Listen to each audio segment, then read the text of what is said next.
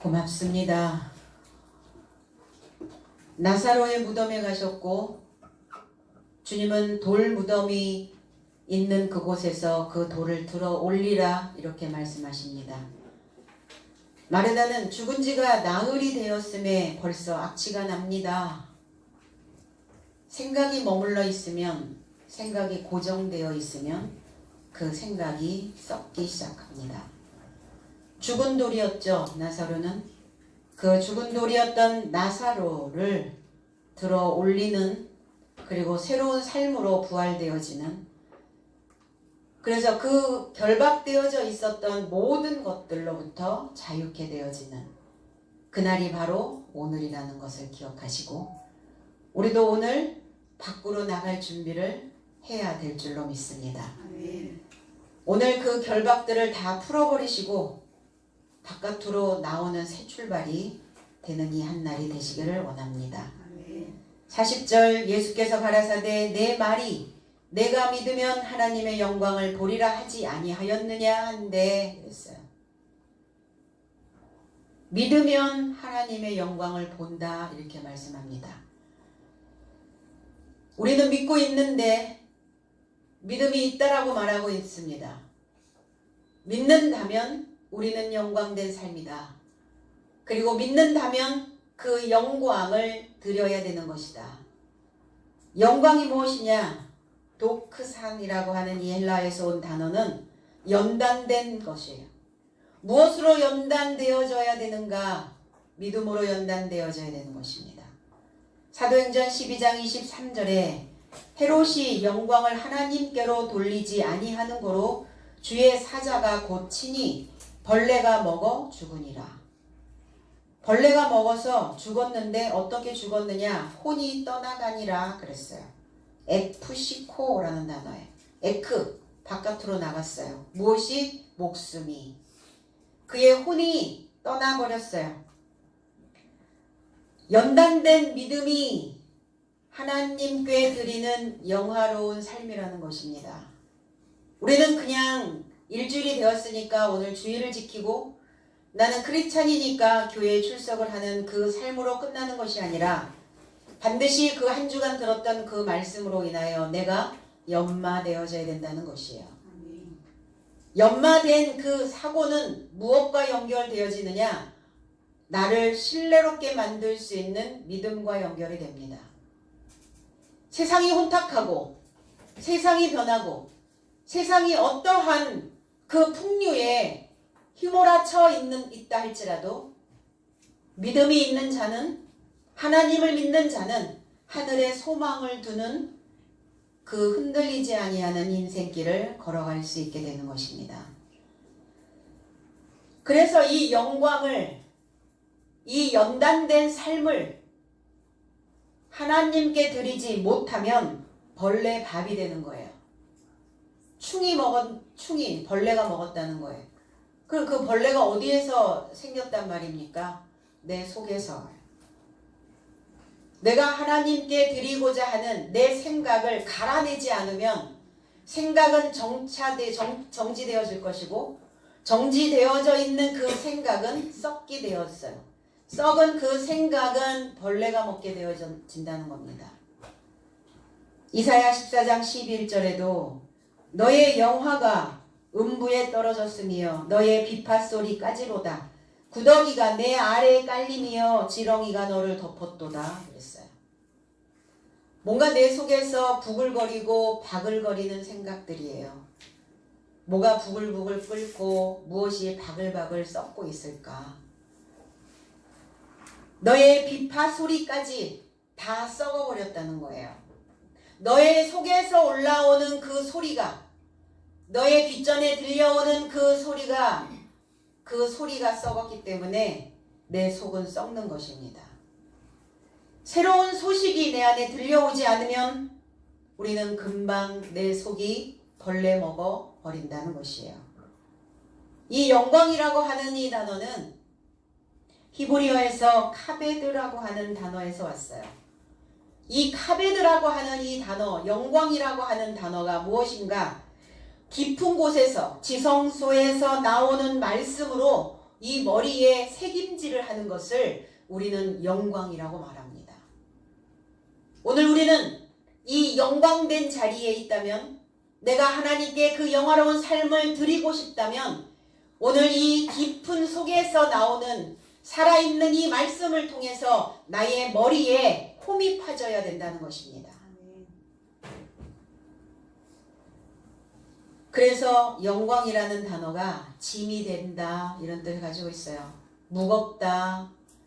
그리고 다량을 지우다. 많은 양이 내게 지워져 있는 겁니다. 무게가 실려 있는 거예요. 우리가 숨을 쉬는 것도, 우리가 인생길을 가는 것도 우리에게는 많은 양의 짐이 지워져 있습니다. 그러면 이 무거운 짐을, 다량에 지워져 있는 이 짐들을 우리는 어떻게 해결하며 갈 것인가예요. 믿음이라는 겁니다. 무엇인가를 믿는 구석이 있어야 인생들은 다량으로 지워져 있는 그 무게감이 느껴지는 인생의 그 삶을 우리는 삶을 흔들림 없이 흘러가게 만들 수 있는 것입니다. 역대상 4장 9절에 야베스는 그의 형제보다 존귀한 자라. 여기에서 존귀하다라고 하는 이 단어가 카베르라는 단어예요. 내가 존귀한 자가 되어지기 위해서 우리는 많은 양의 짐을 져야 된다는 겁니다. 가볍게 살고 싶죠. 누구나 다. 새털같이 가볍게. 어떤 것도 책임지지 않고, 어떤 것에도 마음을 싣지 않고, 그냥 내 하고자 하는 대로, 내가 먹고 싶은 대로, 내가 좋아하는 것만 추구하며. 그러나 그 인생은 그러면 존귀해질 수가 없다는 거예요. 그러면 야베스는 그의 형제보다 무거운 자라. 다량의 짐을 지고 있는 자라. 그의 어머니가 이름하여 이르되 야베스라 하였으니 이는 내가 수고로이 낳았다 함이었더라 그랬어요. 이 야베스는 유다 자손이었습니다. 야베스라고 하는 이 의미가 슬픔에 잠기다, 그는 고생을 만든다, 이런 의미를 가지고 있어요. 뭐가 고생인가요? 뭐가 인생살이에서 고통인가요? 왜 우리는 그런 이야기를 하죠? 사서 고생한다. 고생을 사서 해야 합니다. 하나님의 자손들은, 하나님의 자녀들은 고생을 사서 하는 겁니다. 그러면 이 고생이 육체적인 것만이냐? 아니죠. 우리의 마음에 무거운 것을 갖다 놓는 거예요.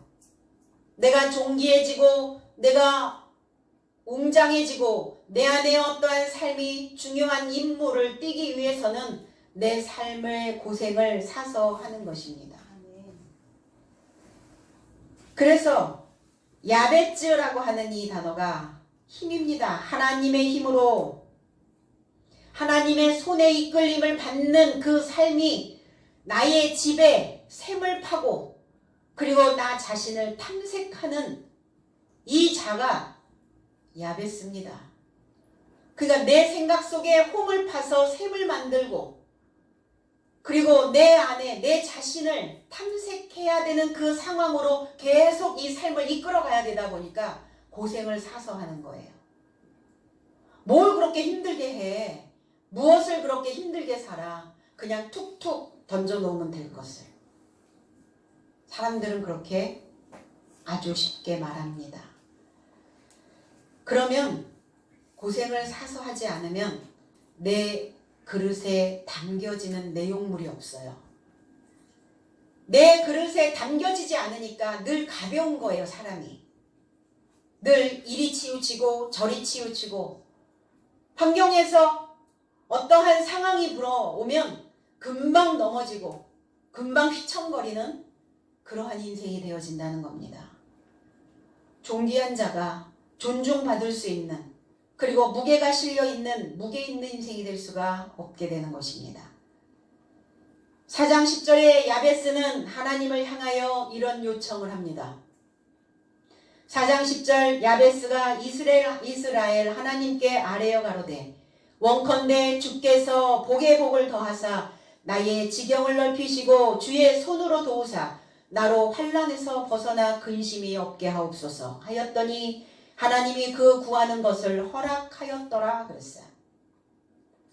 우리는 요 4장 10절 역대상 4장 10절을 굉장히 좋아합니다. 야베스가 복에 복을 더하사 이러니까, 그리고 하나님이 그 구하는 것을 허락하였더라 이러니까 이 기도문을 많이 씁니다. 복이라는 걸 무엇이냐? 복은 바라크라고 하는 이 단어에서 무릎을 꿇다, 무릎이라는 단어예요. 그러면 무릎과 복이라는 단어의 연관성은 무엇일까? 내가 말씀을 향하여, 믿음을 향하여, 그 무거운 삶을 향하여, 하늘을 향하여 무릎을 꿇는 자의 삶이 복된 인생이라는 겁니다. 무엇인가 꿇을 수 있는 인생, 꺾이지 않아요. 목도 올고다 있고 목도 뻣뻣하고 관절이 다 꺾이지 않는다면 우리의 몸이 어떻겠어요? 다리를 그냥 뻗정다리로 걸어다닌다면 어떻겠습니까? 내가 알지 못하는 그 지식에 나는 무릎을 꿇어야 내게는 복이 되어질 수 있다는 겁니다. 그 무릎을 꿇은 자에게 그 지경을 넓히시고, 이 지경이라고 하는 이 단어는 끈이라는 단어예요. 끈. 줄처럼 꼬이다. 우린 지경 그러면 어때요? 어떤 영역을 이야기하고 있죠. 어떤 구역을 이야기하고 있습니다. 그런데 이 지경이라고 하는 이 단어에 왜 끈이라는 단어가 줄이라는 단어, 줄처럼 꼬이다라는 이 단어로 유래어가 되어져 있을까요? 지경이 뭘까요? 여기에서 저기까지죠. 우린 줄을 만들면 어때요? 반드시 줄이 시작과 줄의 끝이 있다는 거예요. 줄의 영역, 하나님의 범주 안에 들어와 있는 그 꼬여있는 줄 안에 있는 자, 이것을 넓혀달라고 말씀하는 거예요. 그러면 지경이 어딥니까? 어떤 지경을 넓혀달라는 거예요? 어떤 영역을 넓혀달라고 구하는 것입니까? 이 지경입니다. 창세기서부터 계시록까지 창세기의 말씀으로 계속 엮여서 꼬여서 계시록까지 가는 이 줄로 연결되어져 있는 이 지경을 이야기하고 있는 겁니다. 이 지경을 넓히시고 넓히는 게 아니에요. 이 지경을 증가시켜 달라고요. 창세기서부터 계시록까지 하나님의 말씀으로 잘 엮여져 있는 이 영역을, 이 구역을 나로 하여금 증가시키게 하여 주시옵시고, 증가되어진 인생은 어때요? 잘하죠. 성장합니다. 증가되어진 자는 어떻습니까? 위대한 사람이 되어지는 것입니다. 그래서 넓히고라고 하는 이 라바라고 하는 단어에 증가하다, 잘하다, 위대한 사람을 만들다라는 뜻을 가지고 있어요. 그럼 위대한 사람을 만들기 위해서는 뭐가 필요한가? 줄이 필요하다는 거예요. 줄은 뭐 하는 데 쓰입니까? 재는 거죠. 척도를 재는 겁니다. 내 사이즈를 재는 거예요. 내 마음의 넓이와 내 마음의 높이와 내 마음의 깊이를 재는 겁니다.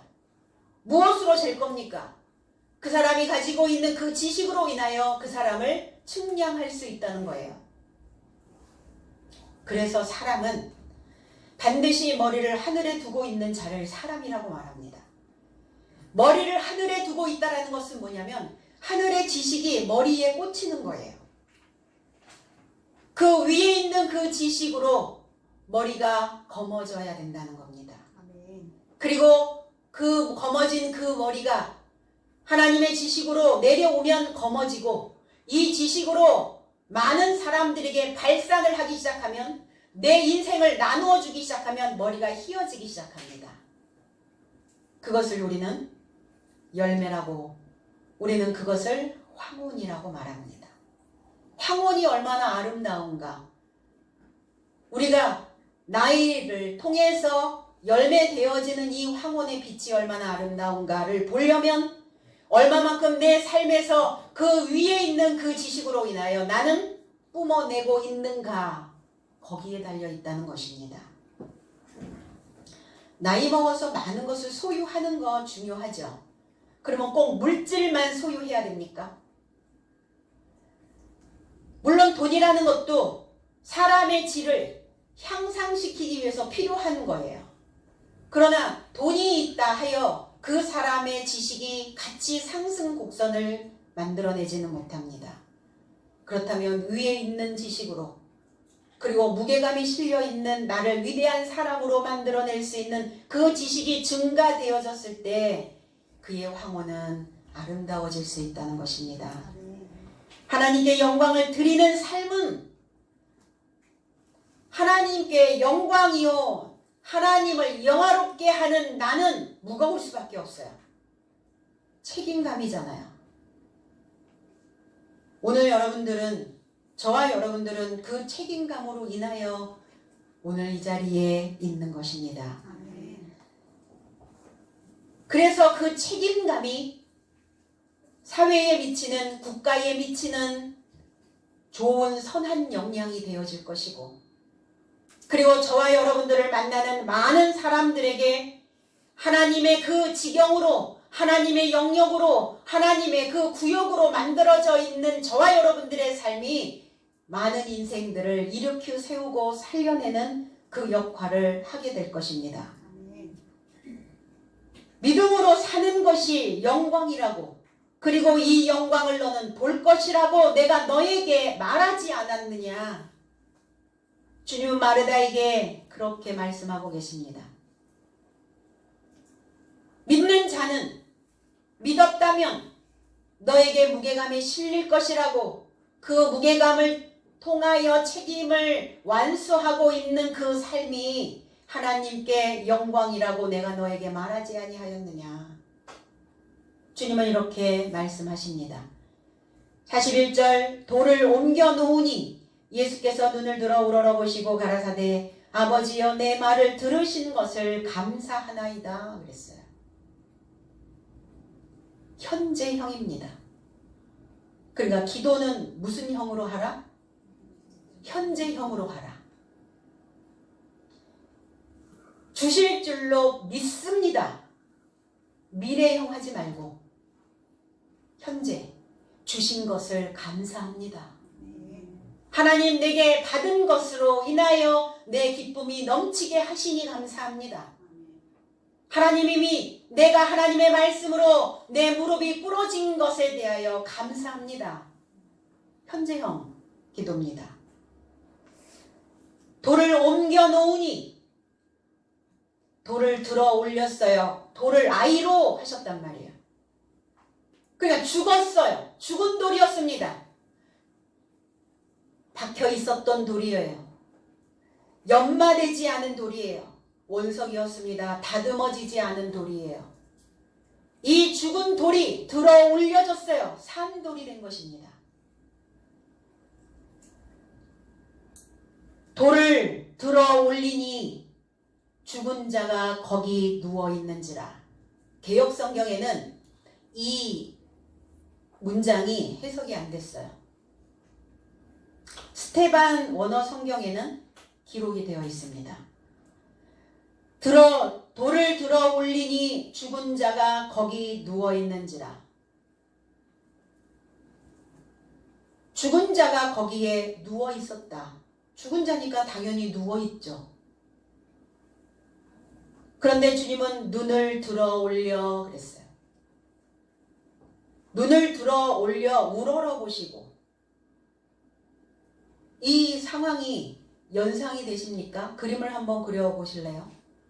돌을 들어 올리니 거기에 죽은 자가 누워 있었고 그리고 우러러 하늘을 우러러 눈을 들어 우러러 보시고 뭘 우러러 봤다는 겁니까? 죽은 자가 누워 있었는데 죽은 자에게 시각이 눈이 꽂혀 있어야 되지 않나요? 죽은 자에게 꽂혀야 되는데 왜 눈을 들어 우러러 보시고 하셨을까? 눈을 들었다는 것. 눈을 위로 들었다는 거예요. 위로 들어. 여기에 또 아이로라는 단어가 들어갑니다. 눈을 위로 들어야 죽어서 누워있는 자의 삶이 들어 올려질 수 있다는 거예요. 그건 무슨 의미냐? 하늘을 향하여 있는 눈이라는 겁니다. 우리의 시각은 어디엔가 향하여 갑니다. 눈을 위로 뜰 것이냐 아니면 눈을 아래로 뜰 것이냐예요.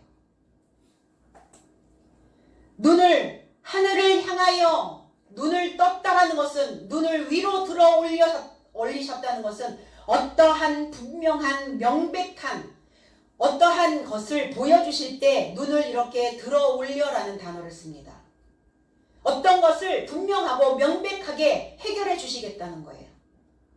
분명하게, 명쾌하게. 그 삶을 보여주고 계시는 것입니다. 죽은 자가 거기 누워있는데 내가 이 죽은 자의 삶을 무엇인가 분명하고 명백하고 확실하게 이 삶을 바꿔놓겠다라는 그 의미가 내포되어져 있습니다. 이 눈은 무엇인가를 보죠. 어떤 관점, 우리 이렇게 표현합니다. 삶이 뭐다? 인생길이 무엇이다? 관점이다. 내가 나를 어떤 관점으로 보느냐? 그거죠. 내가 저 사람을 어떤 관점으로 볼 것이냐? 내가 이 세상을 어떤 관점으로 보고 있느냐? 관점이 바뀌면 삶의 질이 바뀝니다. 관점이 달라지면 내가 걸어가는 내 눈의 방향이 달라질 수 있다는 거예요. 하늘을 향한 눈이어야 됩니다. 내 눈을 들어 올려야 합니다. 눈을 내리 깔지 마시고 눈을 치켜뜨세요. 세상 사람들은 눈을 치켜뜨면 뭐라고 얘기하죠? 눈 깔어 그러잖아요. 근데 하나님은 눈을 까는 걸 좋아하지 않으세요. 눈을 치켜뜨는 걸 좋아하십니다. 바라보는 거예요. 하늘을 바라보는 거예요. 땅의 소망이 아니라 하늘의 소망을 두라는 것입니다. 보여지는 세상이 다가 아니라 보여지지 아니하는 우리의 내면에 있는 세상을, 내면에 있는 하늘의 삶을 향하여 눈을 크게 치켜뜨라고 말씀하고 계십니다. 이 히브리어에서 온 눈이라고 하는 단어는 아인이라는 단어입니다. 이 아인이라는 단어가 샘, 운물, 분천, 그리고 빛이라는 단어를 가지고 있어요. 의미를. 그 눈에서 뭐가 나가요? 눈에서 빛이 나가죠. 눈에서 뭐가 나옵니까? 눈에서 물이 나갑니다. 그래서 무엇인가 마음에 와 닿는 것이 있으면 눈에서 표현을 해줘요. 감동. 코로나로 인해서 학교를 이제 못 가니까 학생들이 막 문자를 보냈어요.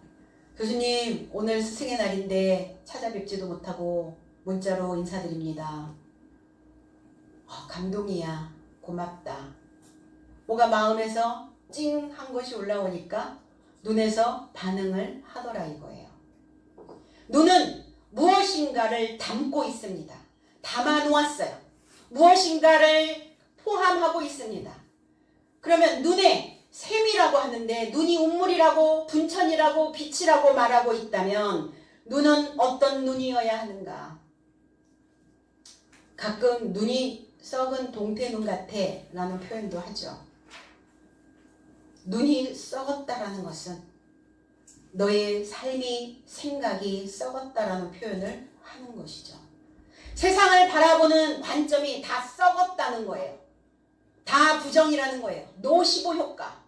플레시보 효과가 있고 노시보 효과가 있는데 노시보 효과는 뭐예요? 다 부정으로 보는 거예요. 다 부정적인 시각으로 보니까 부정적인 것들이 내 안에 담겨지는 거예요. 우리의 시각이 온통 부정적인 물만 출렁거리고 있는 겁니다. 아가서 4장 15절에 너는 동산의 샘이요 그랬어요. 너는 동산의 샘이요. 동산의 눈이요. 동산이 있는데 동산 안에 샘이 있는데 그 샘이 눈이라는 거예요. 그 눈이요 생수의 운물이요 레바논에서부터 흐르는 시내로구나. 눈이 샘이고 눈에서 흘러나오는 그 시내가 그 운물이 레바논의 시내와 같아야 된다. 레바논이라고 하는 의미는 흰 산이라는 뜻이에요. 하얀 산. 이 레바논이라고 하는 이 단어에서 라반이라고 하는 단어가 만들어집니다. 라반, 하얗게 만들다. 하얗게 만들어진 자가 있었죠. 라반의 집에 가서, 삼촌 라반의 집에 가서 하얗게 되어진 자가 있어요. 야곱입니다. 그럼 하얗게 되어졌다는 건 뭐예요? 표백되어졌다는 거죠. 맑아졌다는 거예요. 혼탁한 눈이 아니라는 거예요. 맑은 눈으로 세상을 보고, 맑은 눈으로 사람을 보고, 맑은 눈으로 하늘을 보는 겁니다. 내 눈에 덮여 있는 대로 세상은 보이거든요. 세상이 온통 핑크빛이야. 내 눈에 핑크색이 입혀 있다는 거예요. 세상이 온통 하얀색이야. 내 눈에 하얀색으로 덮여 있다는 겁니다. 세상이 온통 검은색이야. 내 눈에 검은 천이 드리워져 있다는 거예요.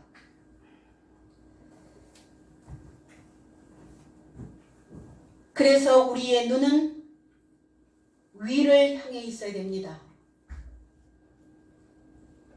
위를 향해 있는 자. 그래서 그리스도인들은 항상 위를 보고 살아야 돼요. 세상은 우리에게 뭘 요구하죠? 아래를 보고 살으라 그래요. 너보다 더 못한 사람, 너보다 더 힘든 사람 보면 교훈이 되든가요? 나보다 더 못한 사람들을 보면서 위로받나요? 아, 그의 고통은 나의 위로입니까?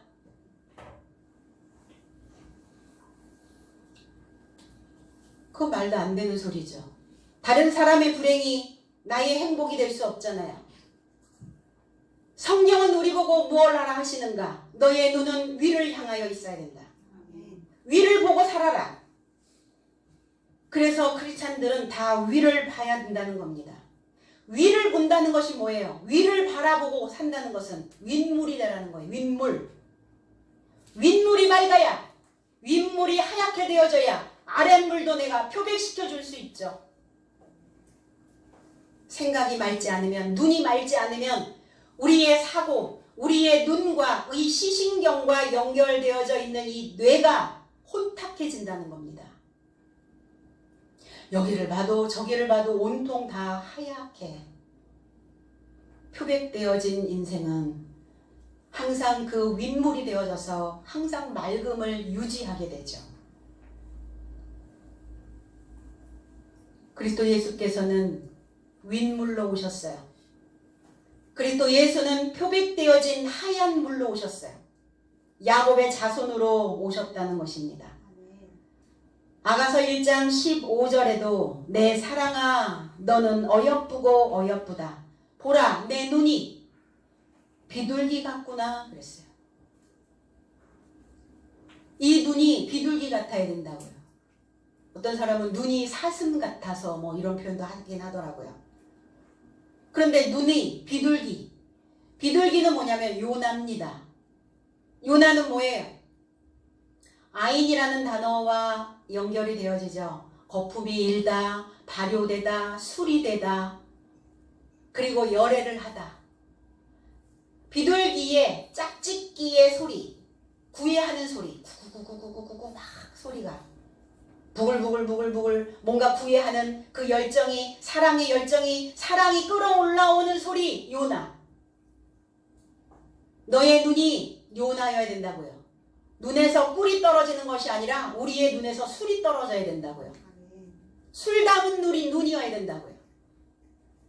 우리의 눈이 술을 담아서 많은 사람들에게 그 술을 줄 수 있는 자여야 되는 것입니다. 술을 준다는 건 뭐예요? 누룩을 주는 겁니다. 누룩이 뭡니까? 교훈입니다. 좋은 것을, 좋은 삶을. 그래서 주님의 눈에 술이 담겨져 있어요. 어떤 술? 새 술. 내 눈에 술이 담겨져 있는 자, 새술이 발효된 진리에 새술이 담겨져 있는 자는 나는 길게 누워있지 않게 됩니다. 누워있지 않게 돼요. 나를 일으켜 세웁니다. 아멘.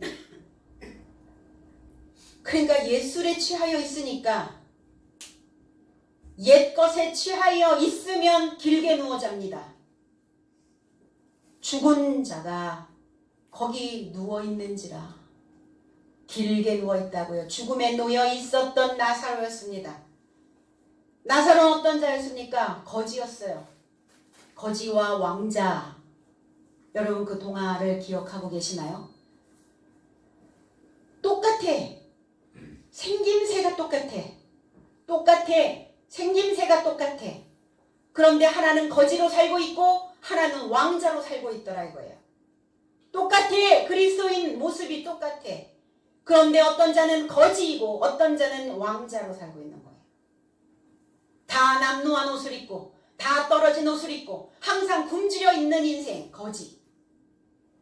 그 거지의 삶에서 일으킴을 받는 겁니다.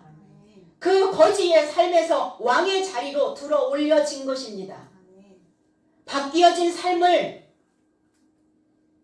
주님은 감사하고 계시는 거예요. 아버지여 내 말을 들으신 것을 감사하나이다. 아버지가 내 말을 들었다라는 것은 무슨 의미일까요? 우리는 하나님 그러면 하나님과 내가 너무 먼 거리에 있어서 연결이 잘 안 되어 있다고 생각하는 거죠.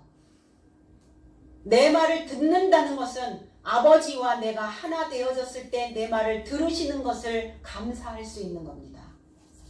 감사하다라는 것은 감사다라는 것은 하나님께서 우리에게 좋은 선물을 해주셨다는 거예요.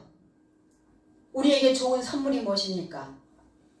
사망에서 부활로 죽음에서 일으킴을 받는 삶으로 거지에서 왕자의 삶으로 혼탁하였던 나의 시각이 하얗게 되어진 표백되어진 그 인생으로 그렇게 자리를 바꾸는 겁니다. 이 자리 바꿈은 현재의 자리 바꿈이에요. 미래 아닙니다. 현재 지금 자리 이동하시는 겁니다. 아버지여 내 말을 들으신 것을 아버지여 말이라는 단어는 없습니다. 내 말이 아니라 아버지여 나에게서 들으신 것을 나와 하나 되어져서 들으신 것을 감사합니다. 감사, 유카리스토 좋은 선물 좀 선물이라는 단어예요. 골로새서 2장 7절에 그 안에 뿌리를 박으며 세움을 입어 교훈을 받은 대로 믿음에 굳게 서서 감사함을 넘치게 하라 그랬어요. 믿음으로 건축이 되어지도록 믿음으로 굳게 세워질 수 있도록 가르침을 받는다면 너에게는 좋은 선물로 풍성케 되어질 것이다. 좋은 선물이 뭡니까? 물을 바꿔주는 거예요. 내 눈에 담겨져 있는 그 물을 바꿔주시는 거예요. 온통 뿌예, 온통 잿빛이야. 그 잿빛이었던 온통 눈에 뿌옇게 끼어 있었던 안개가 차츰차츰 빛을 향하여 가고 있는 겁니다. 우리의 눈이, 우리의 생각이 하나님의 지혜와 지식의 보물로 풍요로워지는 것이 우리에게는 좋은 선물이에요. 여러분들은 어떤 선물을 오늘 받아가실 것입니까? 늘 내 인생에 감사할 수 있는 마음. 하나님 내가 이 자리에 있게 하심을 감사하고 내 이 나라에 태어나게 하심도 감사하고 내가 나로서 살고 있다라는 이것이 감사하고 나와 함께 할 수 있는 사람들이 있다는 것이 감사합니다. 아멘. 오늘 하나님 이 날 나에게 주신 좋은 선물의 날을 나는 감사할 수 있는 날로 채우기를 원합니다라고 기도할 때 하나님 우리에게 그 좋은 선물로 더하여 주실 줄로 믿습니다. 42절 항상 내 말을 들으시는 줄 알았나이다. 이 말씀 하옵는 것은 둘러선 무리를 위함이니 곧 아버지께서 나를 보내신 것을 저희로 믿게 하려 함이니이다 그랬어요. 아버지가 내 말을 들으신다는 것, 아버지가 나와 하나 되어 지금 소통하고 계신다는 겁니다. 요한복음 10장 30절에는 나와 아버지는 하나다 이렇게 표현했어요. 그러니까 내가 생각하는 거, 내가 말하는 거 다 들으실 거 아니에요. 그리고 반응하실 거 아닙니까? 내가 기도하는 대로, 내가 요청하는 대로, 내가 마음먹은 대로, 내가 세상을 바라보는 그 물대로 내 안에서 반응하신다는 거예요. 내가 부정적인 눈으로 바라보며 내 안에 부정적인 물을 담아놓으시면 부정적인 것으로 반응해 주실 것이고, 내가 긍정적인 시각으로 세상을 바라보게 되면 긍정적인 생각으로 내 안에서 반응해 주실 겁니다. 그래서 어디에 달려있느냐? 내 사고에 달려있다라는 거예요. 그러면 아버지의 소리를 들을 수 있으려면 내 속에 스피커가 있어야 되겠죠. 내 속에 하나님의 말씀이 들어가는 이 소리를 흡수하여서 쏟아낼 수 있는, 이 소리를 흡수하고 뱉어낼 수 있는 스피커가 필요하다라는 거예요.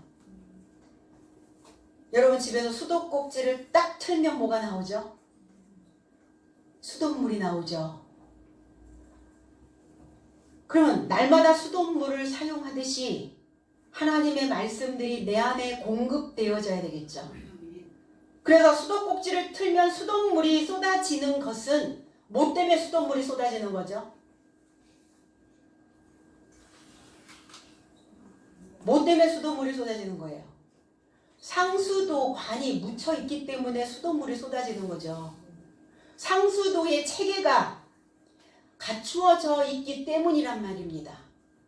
그것처럼 내 안에 좋은 물, 상수도의 관이, 그리고 하나님의 말씀을 흡수하여 내 안에 저장할 수 있는 관이 심겨져 있어야 내 삶에서 무엇인가 꼭지를 돌렸을 때 하나님의 말씀이 쏟아져 나올 수 있지 않겠습니까? 그래서 상수도관이 내 안에 심겨져 있지 않으면 우리는 어떤 물을 먹어요? 예전에는 상수도가 없었던 시절이 있었어요. 그래서 공동수도, 어느 날 공동수도가 하나 딱 생겼어요. 그전에는 뭘 먹었는데? 지하수, 펌프 기억나시나요? 운물 기억나시나요? 근데 상수도 관이 이제 묻히면서 공동 수돗물을 먹게 되었고, 집집마다 그 관의 체계가 만들어지면서 이제 수도꼭지만 틀면 집집마다 이 수돗물이 쏟아지기 시작했던 때가 있었거든요.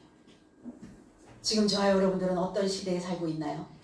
내 속은 여전히 아직도 상수도 관이 묻히지 아니한 지하수 펌프질에서 운물을 길어 먹어야 되는 그 시절에 살고 있나요? 아니면 이미 상수도의 체계가 다 내 안에 잘 갖추어져서 수도꼭지만 딱 틀으면 상수도가 위에 있는 물이 쏟아져 나오는 그러한 체계를 내가 갖추어져 있나요? 오늘 저와 여러분들의 삶은 상수도가 묻혀져, 상수도의 관이, 그 체계가 잘 갖추어져 있어서 하나님의 말씀의 윗물이 내 삶을 늘 순환시킬 수 있는 그러한 인생이 돼야 될 줄로 믿습니다. 아멘. 아버지와 하나 된 예수께서 하나님으로 오셨다고 말씀하셨을 때 표면적 유대인들은 예수를 전부 다 조롱했습니다. 아버지가 보내셨다는 말은 내가 곧 아버지라는 뜻이에요.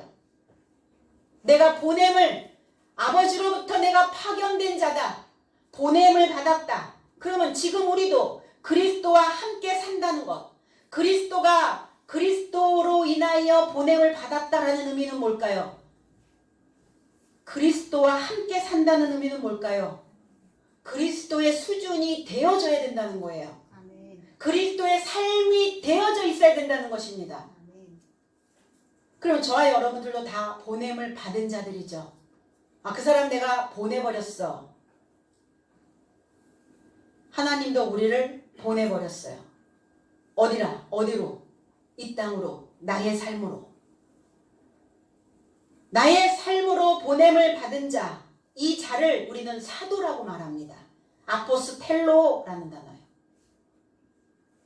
열매 되어져서 다 익으면 분리시키죠. 나무에서 열매를 분리시키듯이 사도라는 것은 뭐예요?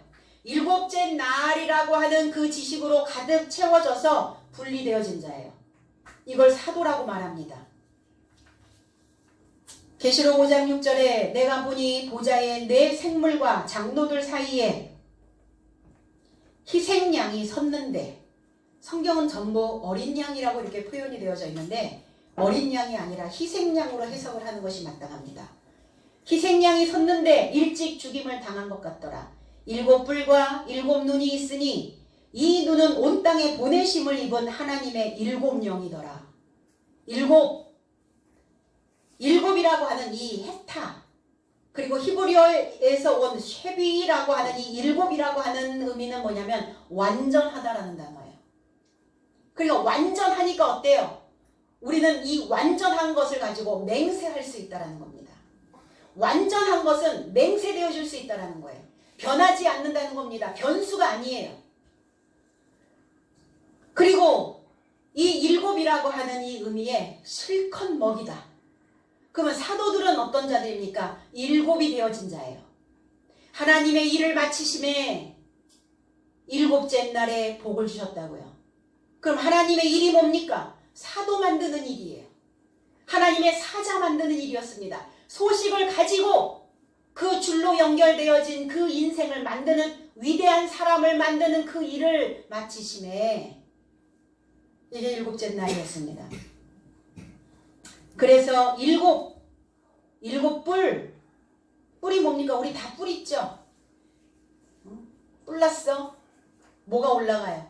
머리가 쭉빛 올라간단 말이에요. 머리카락이 뿔이에요. 뿔. 이 머리가 뿔이라는 거예요. 뿔은 뭡니까? 능력이기도 하죠.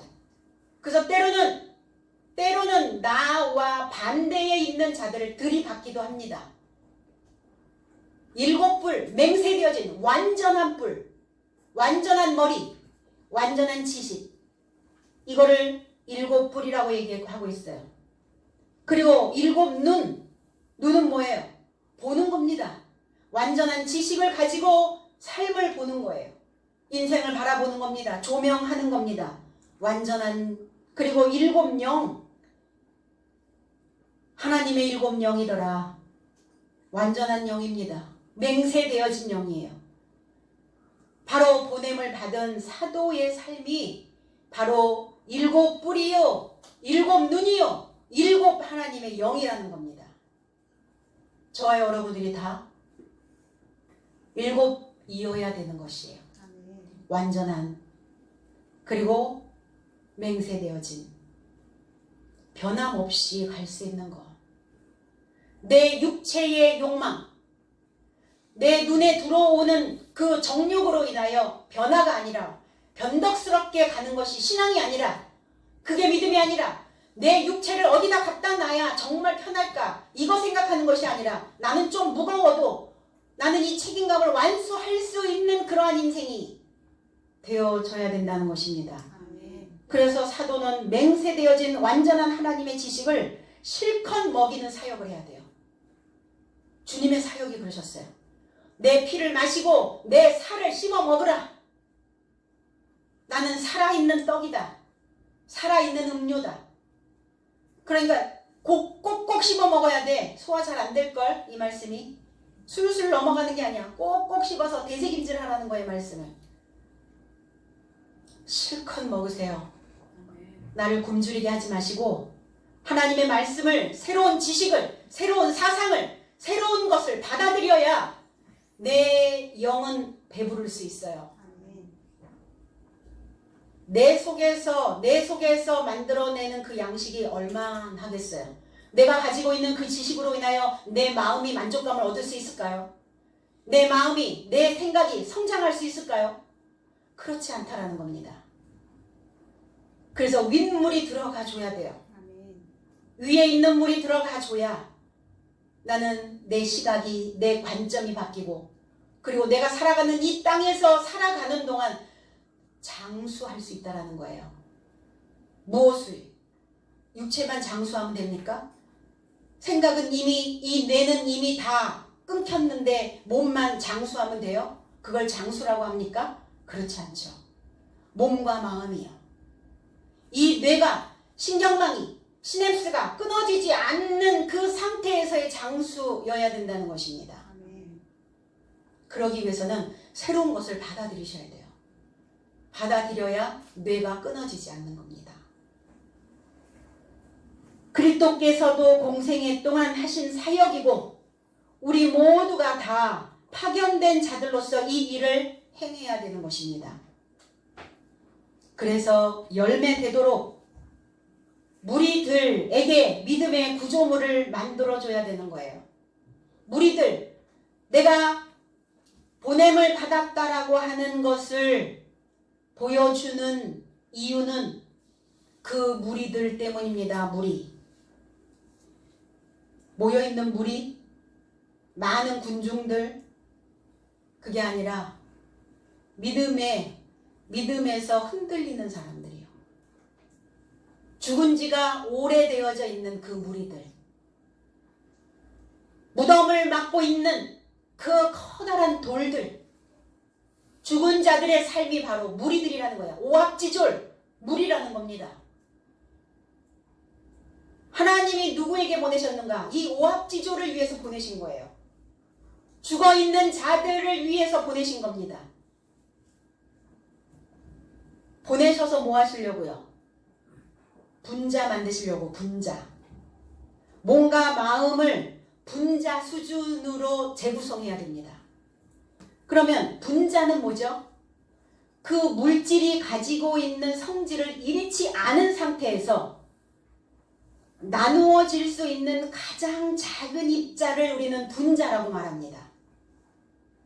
믿음이라고 하는, 하나님의 말씀이라고 하는, 하늘의 윗물이라고 하는 그 사상이 변질되어지지 않은 상태에서 내게 들어온 그 말씀은 잘게 부서져서 작은 알갱이들이 되어져서 그 분자가 되어져서 나의 몸과 나의 마음 구석구석을 구성해야 된다는 거예요.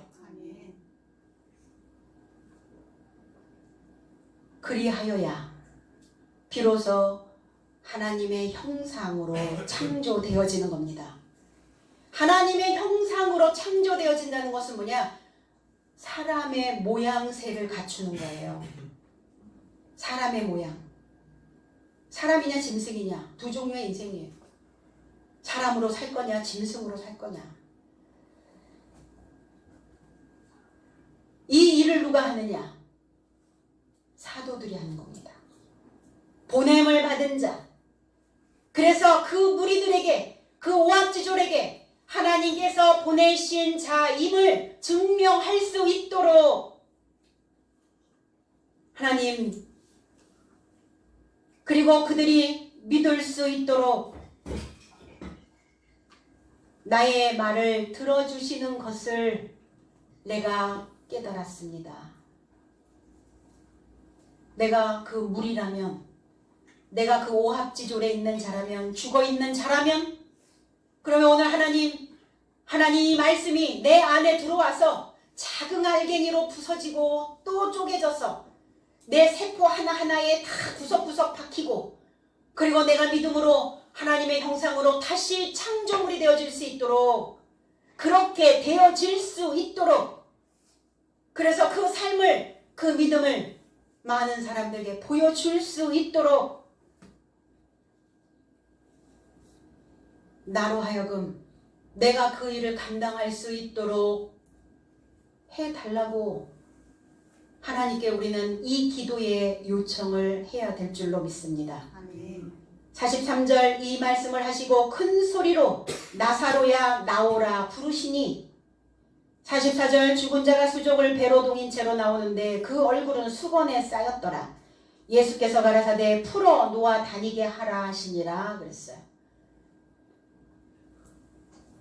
이런 말씀을, 이런 삶을 이루시고 큰 소리로, 큰 소리는 어떤 소리예요?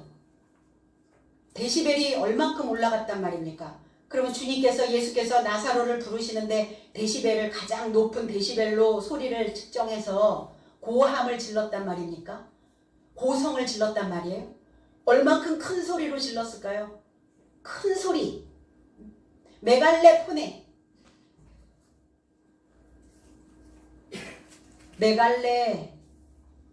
이 큰 소리라고 하는 이 큰 소리는 고성을 질렀다는 게 아니에요. 소리 고래고래 소리를 질렀다는 것이 아닙니다.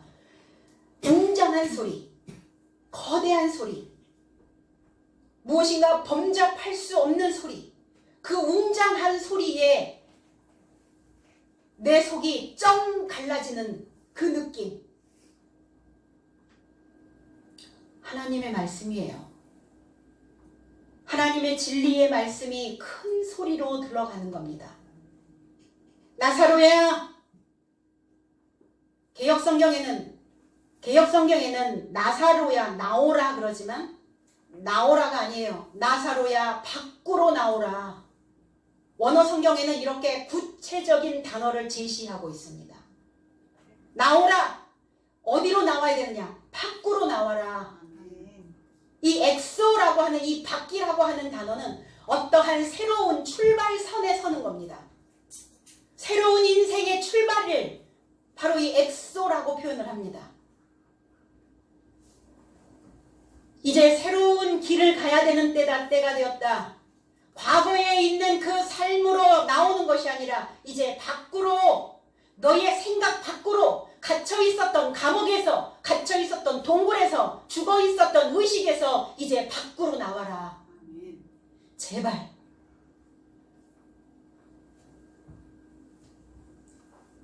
나사로가 누굽니까? 하나님이 돕는 자라는 것을 가지고 있어요.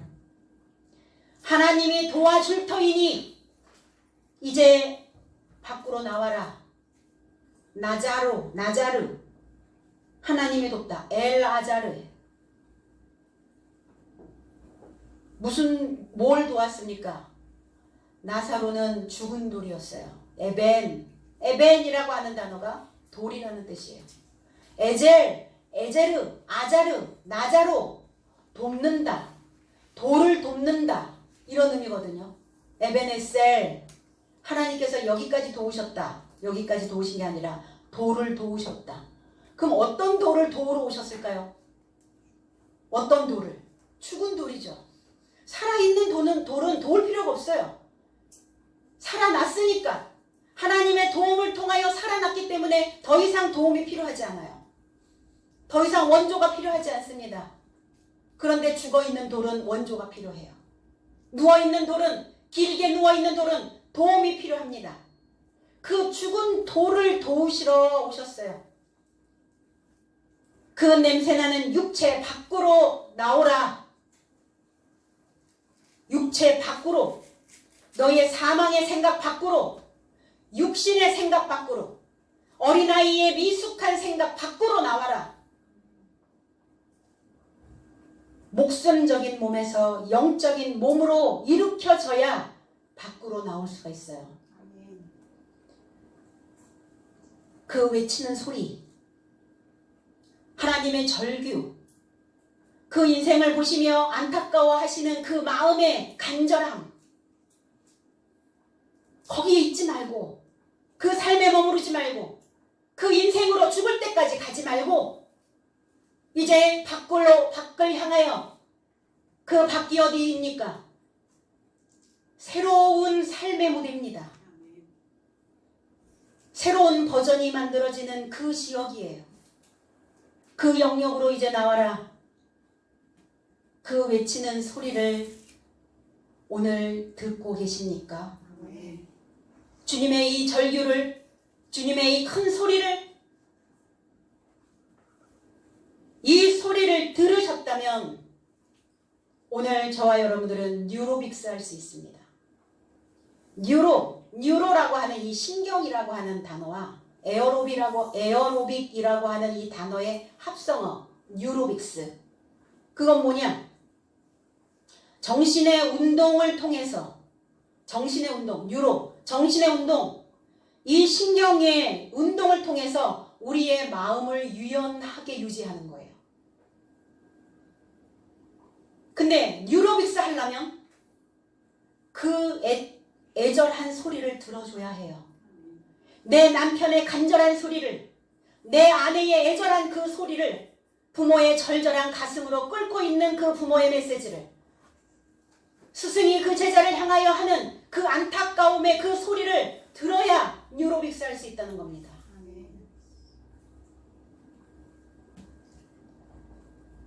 그 마음을 유연하게 유지하면 마음이 썩질 않아요.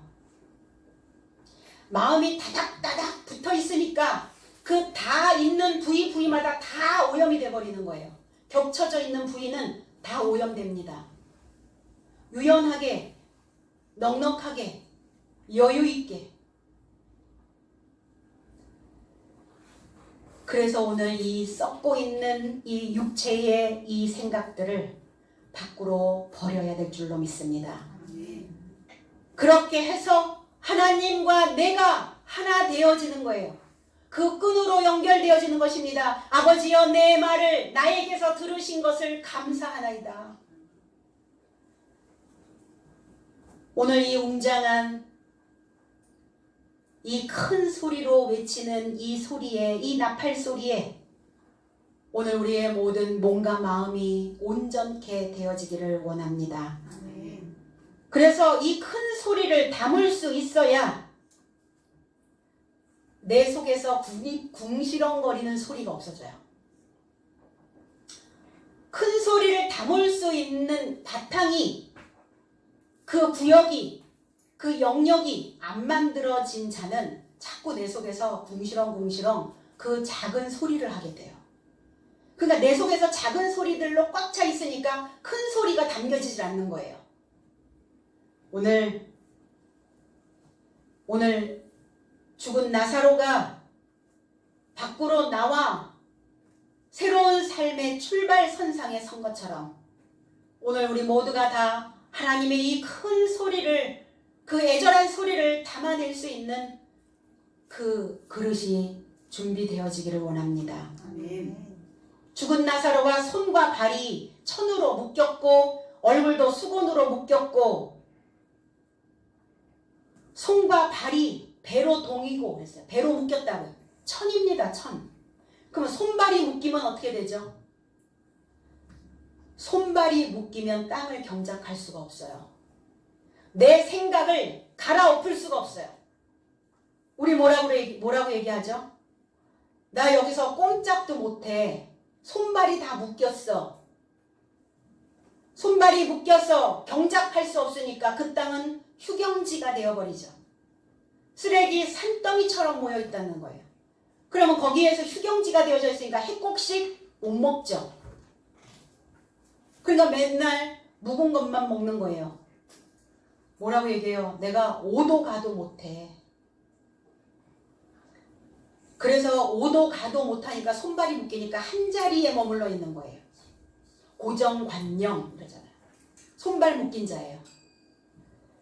바다에 떠 있는 배, 5도 가도 못하는 배, 이쪽으로 오지도 못하고 저쪽으로 가지도 못하는,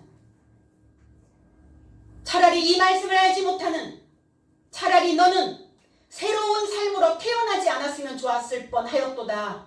가룟 유다였어요. 그가 어떤 자였습니까? 5도 가도 못하는 자였어요.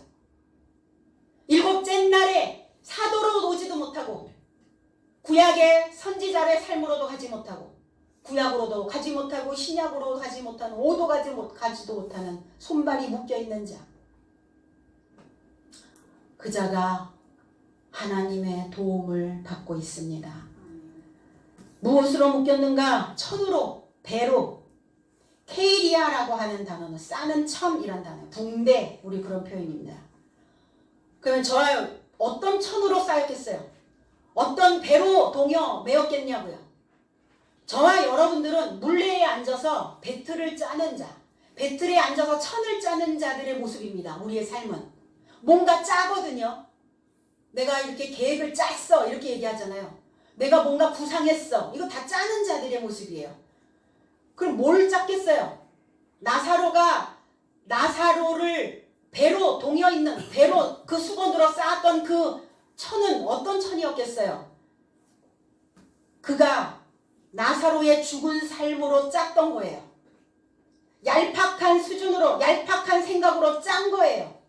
내가 짠 겁니다. 내가 짠 그 수건에 쌓여 있는 거예요. 그 수건에 매여 있는 겁니다. 묶여 있는 거예요. 우리 계속 짜죠. 뭔가를 짜. 계획을 짭니다. 뭔가를 만들어냅니다. 거기에 묶여 있는 거예요. 얄팍한 수준에. 죽어있는, 의식이 없는, 고정되어져 있는 그 생각으로 짰으니 그가 죽은 자일 수밖에 없겠죠. 얼굴의 수건은 이 수다리온이라고 하는 단어입니다. 수다리온, 수건. 누가복음 19장 20절에 또 한 사람이 와서 가로되 주여 보소서 주의 한 문화가 여기 있나이다. 내가 수건으로 싸두었나이다 그랬어요. 한 문화를 받았어요. 우리 모두가 다 한 문화씩 받은 자입니다. 100일치 품삯이에요. 석 달 열흘 동안 일한 품삯이니까 한 문화는 꽤 큰 돈입니다. 그럼 이 한 문화씩을 받았는데 이 한 문화를 가지고 나는 10문화를 만들었습니다. 나는 이 한 문화를 가지고 5문화를 만들었습니다.